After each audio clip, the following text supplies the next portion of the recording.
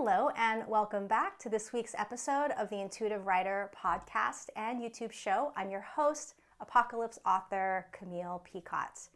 And today is going to be a lot of fun. I'm going to be delving into two topics. We're going to be talking about fear and vulnerability, and then I'm also going to be sharing some really personal things about Undead Ultra. That's my most popular, best-selling zombie series.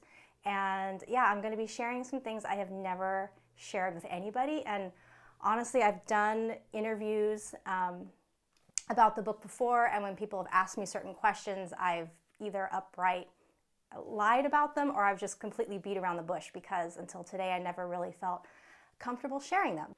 The two threads of this episode are really going to overlap as we delve into the topic of fear and vulnerability, and as I share these really personal aspects of one of my favorite novels that I've written.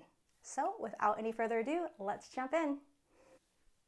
So before we get into the personal stuff about Undead Ultra, I'm going to explain a little bit of the background of this episode. And this episode is dedicated to my dear friend Larry in Seattle.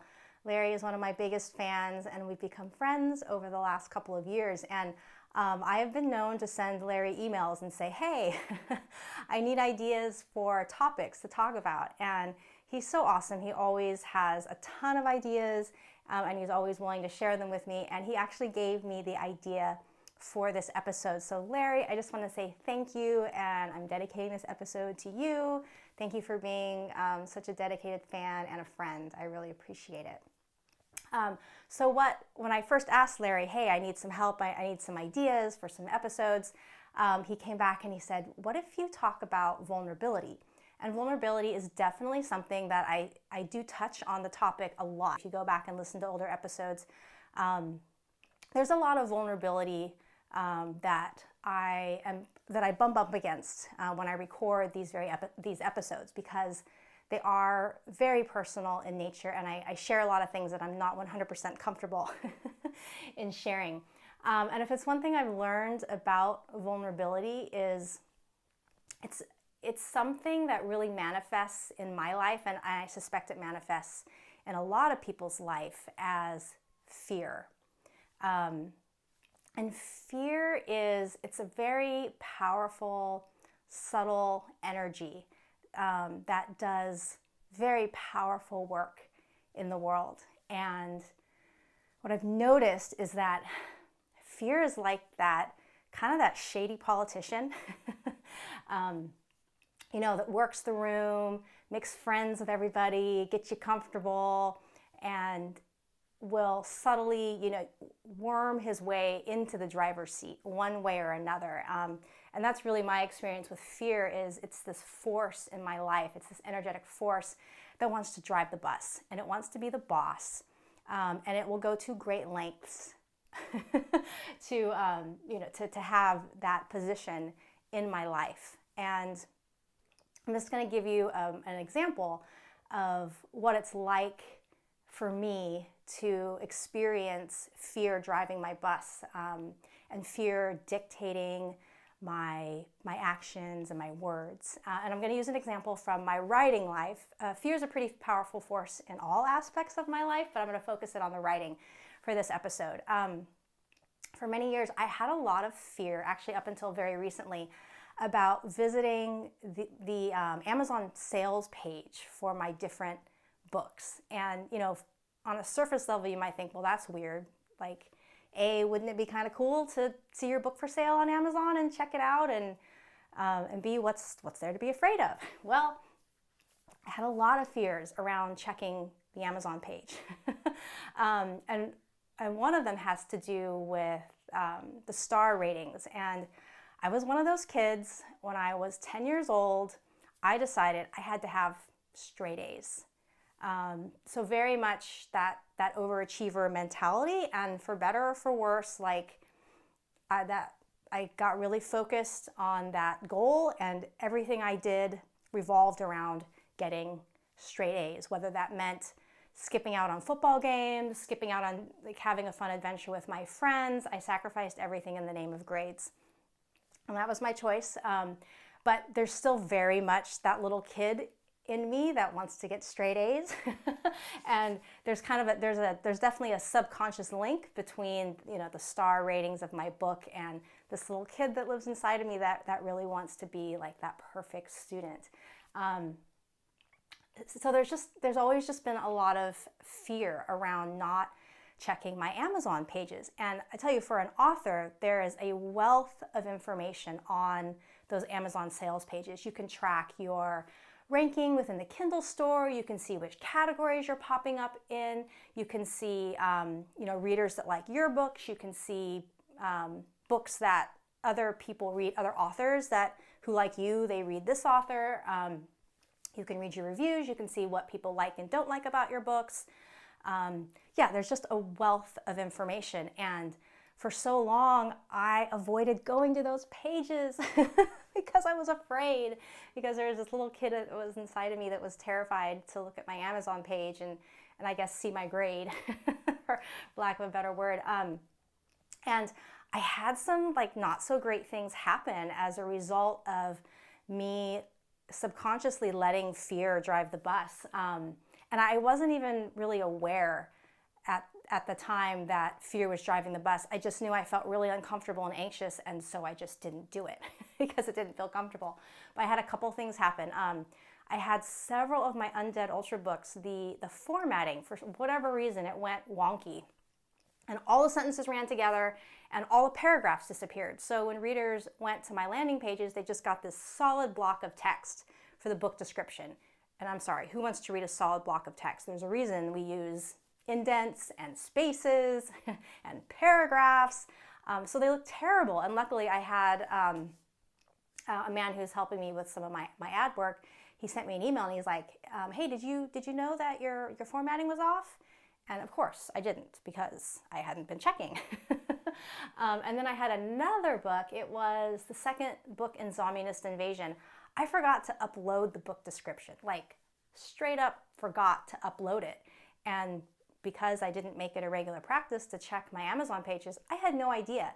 And the biggest irony with this situation is I actually paid several $100s to have a company write my book blurb, my book description. So I'd spent this money, I had the book description, I forgot to upload it, and then I was so busy letting fear kind of push me around and dictate what I did, I didn't check the page, and I didn't figure it out for several months. It was actually several months. So this is just an example of how powerful a force fear is in my life. And when I let it drive the bus, when I let it dictate my actions, this is an example of things that happen, the nuclear fallout, so to speak. So in the last couple of months, I've really been making it a dedicated practice to examine my fears and take a step back and observe myself and really take a look at the things I say and the things I do. And I'm really trying to identify when I'm saying and doing things that are motivated by fear. And then I'm really trying to step into them. And I'm really trying to make sure that when I do something, I'm not just doing it because I'm afraid. And I mean, obviously fear has its role in life, right? It keeps you from getting hit by cars, stuff like that. I mean, fear does have an important role, but personally, I give it way too much power. I let that evil little politician pretty much kick my ass around. So it was really interesting when I was corresponding with my friend Larry, and he said, hey, I think an episode about vulnerability would be really interesting. And for me, because I was doing this personal work in my life, it felt so aligned. So I definitely felt like the universe was reaching through my friend and just giving me a push to do this episode. So I just wanted you to have this background. I wanted you to know why I'm recording this episode and why I'm going to share some really personal things about Undead Ultra. And I also want you to understand why I have never shared this before, because it is really scary. Yes, it's very scary and uncomfortable, but this is me standing in my fear and doing it anyway because I want to be in charge of my bus. I don't want fear to be driving my bus. We're going to take a brief pause from our show. I just wanted to express my gratitude to all of you for being here and being part of the journey. Please like and subscribe to the Intuitive Writer Show on your favorite platform, whether that be YouTube or one of the podcast platforms.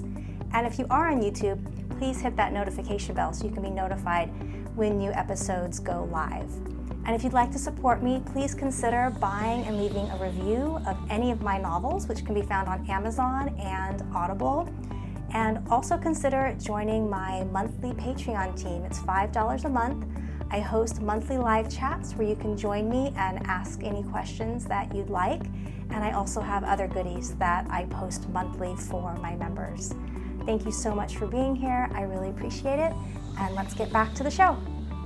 So now that I've explained the background to this episode and shared a little bit of some of the spiritual work that I'm doing on this end and really exploring the depths of my fear and using it to help myself grow as opposed to letting it keep me small, I am ready to dive into the meat and the potatoes of this episode. And that is sharing some really personal stuff about Undead Ultra. And yeah, like I said before, I've done interviews about this book. I've talked to lots and lots of fans, and I have to be honest, there's been some things I've just straight up lied about because I wasn't comfortable sharing, or I just beat around the bush. I'm kind of good at that. It's a defense mechanism. So I'm not gonna do that anymore. I'm not gonna let fear. I'm not gonna let fear stop my authenticity. Like, authenticity has become something that's incredibly important to me. Authenticity and honesty, even when the authenticity and the honesty is really uncomfortable. So here we go. The character of Kate in the book, she's the main character, and she is incredibly autobiographical. People that know me really well, who have read the book, they've said things to me like, Camille, when I read her character, all I can see is you. Or when I read her character, all I can hear is your voice. And that's because she is an expression of many different facets of me. She's the only character in any of my stories that I would consider autobiographical. She's the only one I would consider to be an expression of different forms of myself. And so I'm going to share some of those with you. And they're not all pretty, but that's okay. Warts and all, here we are, right? So obviously Kate loves running, and anybody that follows me or reads my newsletters, you know that I love to run. Ultra running has been a huge part of my life. I've run quite a few of them. I run every week. It's something that I love very dearly. It's just been such a big, beautiful force in my life. And I mean, that's the biggest thing about Kate, right? Kate is this ultra runner, and her love and her passion and her devotion to the sport, it really comes through in the story. And that is 100% authentically how I feel about the sport. And throughout, I'm really going to focus on Undead Ultra 1 in this book, because that probably is where I most closely identify with her. As she evolves throughout the books, she becomes a little more distant. But Undead Ultra is definitely the one where the largest pieces of me are hidden in those pages. And throughout the book, I do explore this question of why do you run? And I love this question because if you follow the sport of ultra running at all, if you've seen any of the documentaries, most people come away with that question like, why? Why? Why would you on purpose run 100 miles? Why would you purposely do something that breaks your body? Why would you purposely do something that has you sitting on the side of the road puking your guts out? Like, why do you do these things? So I love that question. And I talk to my running friends about it. And honestly, everybody's answer is different. I think it just depends on where you are in your life and what your experience. But running, it's such a textured thing, and it brings different things to different people's lives. And the story of Kate in the book, she as you read the book, you see how running has played different aspects in her life. And one of the first things you learn about her is that she was a young mother. She got pregnant in college and got married very young. And there's a point in her marriage to her husband where things really start to unravel. And running is how she copes with things unraveling. And that's also very autobiographical. I've been married for 20 years, and maybe 11, 12 years in, my husband and I hit a really big speed bump. It was a really big speed bump. And there were a couple months there where we didn't know if we were going to make it. And I literally did like run out of the house away, because being in the house was too painful. Put in my running shoes and I would run. And I was literally running away from pain. And, as we continued to work through things, the running evolved. And yes, I would still go out and run, but the aspect of it changed. And I started running back to him. And Kate also has that experience that she shares in the book, where yes, she did originally start running away, but then it flipped. And it became, her family became a motivation for some of her races, because they would be at the finish line or they'd be at the aid stations, and running to them became this like really positive force in her life. And I definitely have experienced that. And marriage is one of those interesting things. I carried a lot of shame for a long time for this speed bump that we hit. And I think part of it is because society presents marriage as this grand finish line where like you get your medal. You go through the archway, you get your medal, like you've done it, right? You've snagged your partner, like you've done it, you've accomplished it, you've arrived. And what I've really learned from being in a relationship and a partnership with somebody for over 20 years is that the marriage is actually the starting line. It's the starting line to this ultramarathon journey that you are taking in this life with somebody else. And just like ultramarathons, there's highs and there's lows. There's moments where you feel so full of love and gratitude, you feel like you could just step off a cliff and fly and that you'd be perfectly safe. And yeah, then there are those moments where you're staggering in the dark, puking in the bushes, limping from blisters.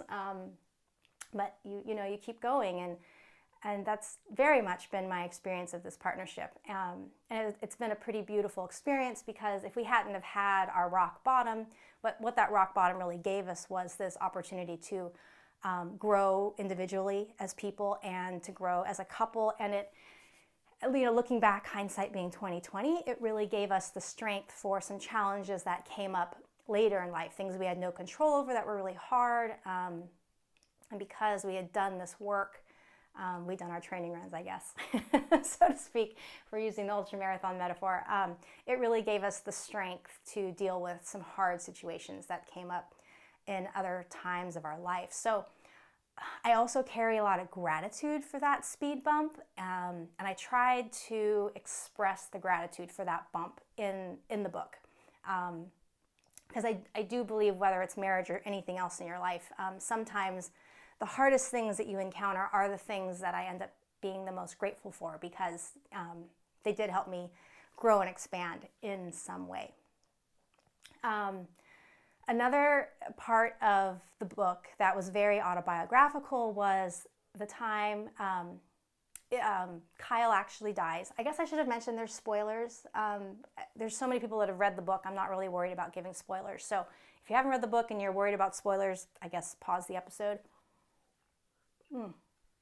But anyway, Kate is a widow in the book, and through the course of the story, you actually get to find out what happens to her husband. And he's doing yard work. The hose gets the sidewalk wet. He slips on the sidewalk, cracks his head, and dies. Tragically, unexpectedly, fluke accident. And I actually had a very similar accident happened to my husband. My daughter was little, I was off on a play date, and he called in the middle of the play date to tell me that he had just been doing yard work and he got the sidewalk wet, and he slipped, hit his head, and literally knocked himself unconscious, and I don't know how long he was laying on the concrete, but he was really rattled. He was scared. His head hurt. And it terrified me. Like, it was really scary. It was really scary, to I guess, face the fact that, like, he could have been gone. I could have gone on that play date, and I could have come back, and he could have been gone. And I've always carried a big fear of losing my husband, which is silly because, nobody lives forever, of course. We never know when our time is up. We have no control over these things, but for whatever reason, I definitely have always carried that fear that I'm going to lose him unexpectedly and before I'm ready, when the truth is I'm never going to be ready. And there's probably going to be some aspect of unexpectedness to it, no matter when it happens. So I've had this great fear of worrying about something happening to him. And I think anybody that loves somebody deeply, whether it's your children or a friend or a partner, whatever, like, we all have some aspect of fear of losing somebody that we care about. And this fear has always been so heavy in me, and there's always been a really big part of me that didn't believe that I could cope with it or survive if I lost him. And this is definitely expressed in Kate's experience. When she loses Kyle, she descends into a deep depression. She stops eating. She just lays in bed all day. She never opens her blinds. And there was some part of me that really believed that if something happened to my husband, that I would not have the strength, that I would completely come undone and be a complete, wasted, useless mess, which is very much what happens to Kate in the book. And it's actually her teenage son and her best running buddy, Frederico, who really help pull her out of this cave that she descends into. And a large part of her journey through Zombieland, this 200-mile run that she does, is really coming to grips with the fact that, yes, she actually is a lot stronger than she ever realized. And it's through her mental coping on this foot race, this really long foot race that's really mentally and physically hard and challenging in so many different ways, that she really realizes how fucking strong she is, right? Like, she's the hero of the series. She's so strong. And I know for a fact that part of the reason I ran ultramarathons was because I needed to prove to myself that I was strong, that I could keep going when things hurt, that I had what it took to put one step in front of the other when things were painful and hard. And apparently it's a lesson I had to learn or prove to myself many times. Yes, I've done enough ultramarathons. Like, you think like maybe you do one and you learn it and you're good, but no, I've done many. And they all contain that experience, of having to push through things hard, the mental toughness, the physical toughness. And I really had to prove to myself that I am strong, that I am tough. And I love Kate's character. She evolves into such this beautiful, strong goddess. And I think for me, ultra running has showed me that I do have her character's strength. Obviously, I don't live in the zombie apocalypse, so I don't have to make some of the tough calls that she has to make in the book. But I feel like I have really found that inner strength, and a big part of it came from running. So again, yet another thing that was very autobiographical in the book. Another really interesting thing to share with you is the character of Frederico. Before I wrote the book, I didn't know anybody like Frederico in my life. And it's interesting, the book really brought some amazing friends into my life, amazing running friends. And I contribute my connections to my current running tribe largely to the fact that I published this book. Because it just brought a lot of runners into my life. And it's interesting, it actually brought a runner into my life who is almost exactly like Frederico, like the number of children he has, his background, his story, even the way he looks with the gray hair, very much mirrors this person. So much so that I've actually had running friends that know both of us and say, oh, did you write Frederico after XYZ? I'm purposely not mentioning his name because I actually didn't know I was going to talk about him, so I didn't get a chance to ask permission. But anyway, I know if he's watching, I love you. You know who you are.